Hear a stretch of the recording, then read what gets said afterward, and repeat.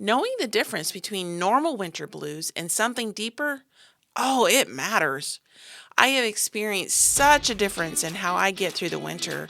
From recognizing those red flags early on and stepping in with intervention with support, it can change the entire course of how you experience your winter season. Do you want to achieve your goals, but anxiety is tripping you up? Like to keep those fun weekend plans, but depression has you counseling again? Hey, I'm Lori, dog mom, lover of nature, and hygge enthusiast. Positive psychology skills help me overcome chronic severe PTSD. If you're ready to learn how to overcome your anxiety and depression and rediscover happiness and purpose in life, then get your cozy on and let's get started. Welcome back to Practical Solutions for PTSD and part 2 of Winter Blues versus Seasonal Affective Disorder discussion.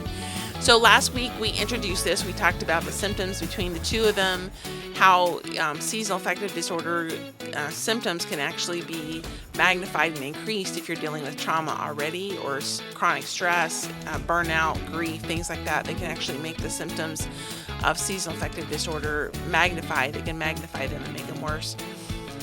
And then I gave you 3 practical tips for how to handle that. And today we're going to come back and we're going to talk about this a little bit more. We're going to give you a self-check quiz that you can ask these questions for yourself and find out where you are on the scale. This self-check quiz has been loaded on Facebook, so if you haven't been there already or if you're not a member, you can go to Overcome Depression and Anxiety, ask to sign up, and you can download it for free, share it with your friends, whatever you want to do. That's there for you to use throughout the winter to try to help keep track of your mood during the wintertime and make sure that you're catching yourself before you go too far down the seasonal affective disorder pathway. Because the sooner you address it, the better off you are. So you want to be able to keep track of that and make sure you're proactive in responding. So the first thing we're going to do, we're going to jump right into the self-check quiz. And I want to run through this. And as we're doing this, you can kind of pick up what the symptoms are for each category and figure out which one you're hitting the most. So maybe you can draw just like 2 columns and put winter blues above the first one and SADS or seasonal affective disorder above the second one and figure out how many you say yes to. So let's run through that really quick. Winter blues. Your mood dips. But you still feel like yourself. So you may feel like you're just, having a bad day that day, but you don't feel unusual or different as far as who you are. You're tired. This is number 2. You're tired, but you're able to get through your day. So you may be exhausted, but it's not interrupting your day. You can still make it through. Or you may have that one day that you just totally crash out and it does interfere with your life, but then you're back up at it the next day and it's not a big deal. You're craving comfort, warmth, and rest, but it's not out of control. You are craving that, which is totally normal because it is winter. So when you're craving that, it could be a sign that you're dealing with a little bit of winter blues going on there. You feel better when you get into the sunlight and you move and you have social contact. It kind of helps counter those symptoms and you're perked up afterwards and you're feeling a lot better. Your symptoms could fluctuate from day to day. So maybe yesterday you felt fantastic and just had a fantastic day and had a great time doing whatever, and today you're really struggling. So on the seasonal affective disorder side, the sadness persists. This is your first symptom. Your sadness or the heaviness or feeling of hopelessness just persists day after day after day. And you may have an occasional light that comes on in there, but it's pretty consistent. Basic tasks become so overwhelming. And I mentioned this last week, but there have been more than one time that I've had to bribe myself to do basic household chores because just doing the simplest thing could be so overwhelming.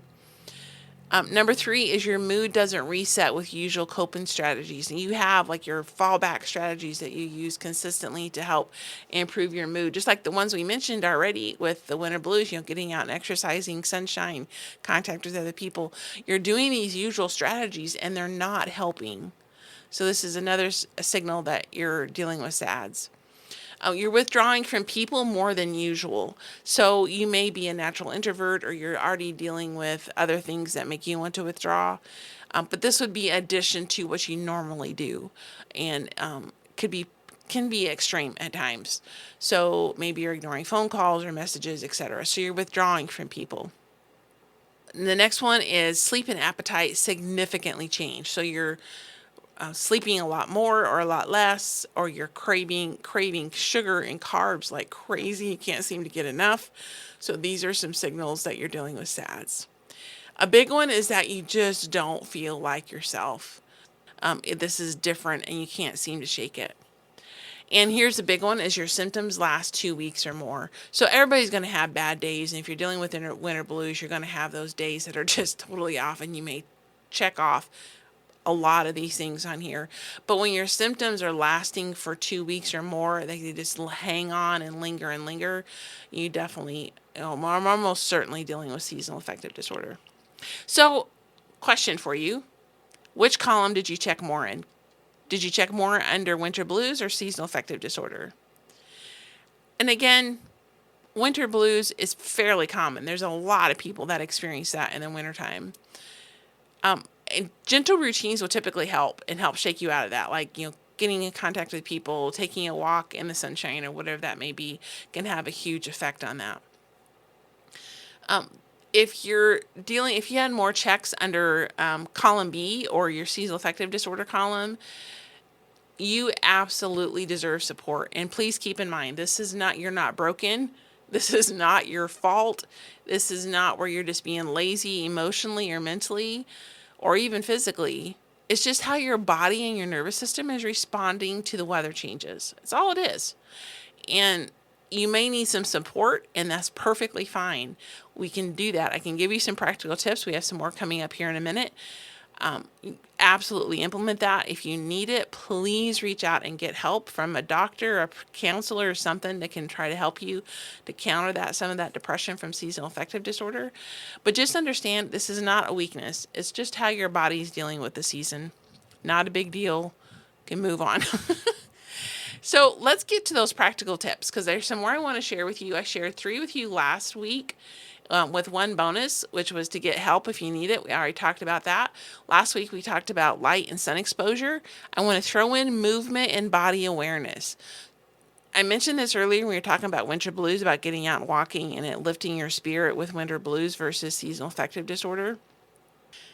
Exercise and movement does help with seasonal affective disorder. It just doesn't help as quickly or maybe as much as when you're dealing with just winter blues, but still strongly encouraged to do some gentle exercising, yoga, Pilates, some mindfulness meditation, some gentle walks. You could even throw in some dancing around the Christmas tree or doing light chores around the house. Just the fact that you're getting up out of your chair and moving will help counter some of that and will help lift your mood a bit. Another one that is hugely important, and to be perfectly honest, this is one I'm struggling with right now, is sleep and your circadian support. Getting to bed consistently at the same time or around the same time and waking up at the same time is very, very beneficial to your circadian rhythm. And I'm doing better than I was a month ago, not quite where I want to be. But doing this consistently can have a huge impact because your body knows what to expect. And when you take the guessing game out of it for your body, it can help your mood improve. So doing consistent sleep and wake times, having your morning rituals with morning light. And if you are not able to get natural light, actually get out in the sun. You could do a happy light. You can do some of the daylight lighting that you can do, like light bulbs that you can get that mimic daylight. Getting at least 20 to 30 minutes of that would be hugely helpful in countering some of that. One of the best things I ever did for my seasonal affective disorder was move my office out to my porch. I have windows on 3 sides of the house, and I get loads of sunlight in here, and it has a really big impact. So making sure that you're having that morning light, and then nighttime darkness. So make sure you're tuning down the lights in the evening, and you're going to that ambient light, filtering out the blue light either with glasses or by turning your machines off. Get your body ready to go to sleep when it needs to. And another key component of this is to monitor your naps. I know you want to sleep all the time, but if you're taking too many naps, it can actually mess up your circadian rhythm and affect your sleep at night. So you know your body best. Some short naps may be helpful at times. Just be careful and mindful of how long those naps go and how often you use it. And try to only do it when it's really necessary. Another one I want to get to is nutrition and hydration. This is really, really important. One of the things that you're missing in the wintertime is vitamin D. And obviously this is in part due to sun exposure, get it from other places. But this is the big difference in the wintertime is you don't have as much sunlight. And so you're not getting the vitamin D you need. So eating balanced meals with protein, complex carbs, you get your carbs, but they're complex, so they burn a little slower. Getting healthy fats, it helps support your body, helps your nervous system get the nutritional support that it needs to be able to handle the extra load. And also adding some vitamin D in there, getting some good supplements. Consult your physician or whoever about the supplements. But then also getting that vitamin D from the food that you're eating and omega-3s. It can really help you. Vitamin B6 and 12. All those can really help you deal with seasonal affective disorder, in part because it's supporting the production of serotonin in your gut, which is a really big component in fighting seasonal affective disorder. So nutrition is really important. Also staying hydrated. Dehydration affects your mood, and you're fighting this more in the wintertime because of the dry air due to the colder temperatures and the heater being on. It's going to affect that. So make sure you're staying hydrated. Last week we mentioned social connection. Make sure that you have a group of people you're connecting to on a regular basis. Also want to mention mindset, emotional tools. So gentle self-talk, none of that negative stuff. Don't need to deal with that. But then also replace the guilt or shame that you're feeling connected to your emotions. Understanding it's just the way your body's responding to the weather. That's it. Very simple. It's not your fault. Also including daily gratitude or comfort check-ins, making sure that you're taking care of yourself and also expressing gratitude. This is going to have a huge impact on your mood. I had 4 episodes in the month of November dealing with gratitude. If you haven't listened to them, I highly recommend it. There's some really good information in there and how gratitude can impact your mood. And it does help with seasonal affective disorder. I've experienced it myself. And then doing 3 to 5 minute grounding and breathing mindfulness exercises that can help you decrease that stress level and get you a little bit more grounded in the moment. Reduce your environmental stressors. Here's your next tip, is reducing your environmental stressors. And this could be like decluttering some key spaces. And I've been doing this in my home lately, and it really does make a difference. And I've just been tackling little tiny corners at a time, not doing the entire house, but just doing small corners at a time, things that I see a lot or deal with a lot. And it's really been impacting my stress levels. Prioritize 1 to 3 important tasks per day. And this can help on 2 sides. So one is it decreases the overwhelm that you're feeling because you have 30 things on your list to do. You can narrow it down to 1 to 3 things that you are just must-dos, that you absolutely must get out of your chair and do. And then it affects the other side of that, and that is it motivates you to get out of your chair and do it. So one of the things for me is recording this podcast. I absolutely have to do them by a certain day, and so getting it gets me motivated to get out of my chair and get it done. Setting boundaries to protect your energy. Understand that in the wintertime, your energy levels are going to be lower. Just the fact of life. So building boundaries around that to protect it and make sure that you're spending your energy on the things that really need it and where you want it to go. This is really important. And last but absolutely not least is celebrate your small wins. So look around and see what you're doing to help. Maybe you opened the curtains or lifted the blinds today. That's a big thing. You made a balanced, nutritious meal. That's delicious. That's a great win. You took 30 seconds to step outside, even though it was 20 below zero, and got a little bit of sunshine in. Celebrate those wins. Track them. You can either look around your house and like, oh, look, I have 5 of my windows open, or the blinds open today. Or you can write it in a journal. This is what I did that was, positive things. And recognizing that those small, consistent actions build habits in your life, and they compound and result in big changes. So small actions result in big results. So just be consistent with those small things, and they'll make a huge difference in your life. So remember, your seasonal affective disorder or your winter blues Neither one of them defines you, define your worth. They don't define who you are. It's just something you're dealing with in the wintertime. Not a big deal. Wait, well, it is a big deal, but it's not, it isn't who you are. It's not a sign of personal failure. It's just how your body's responding to the weather.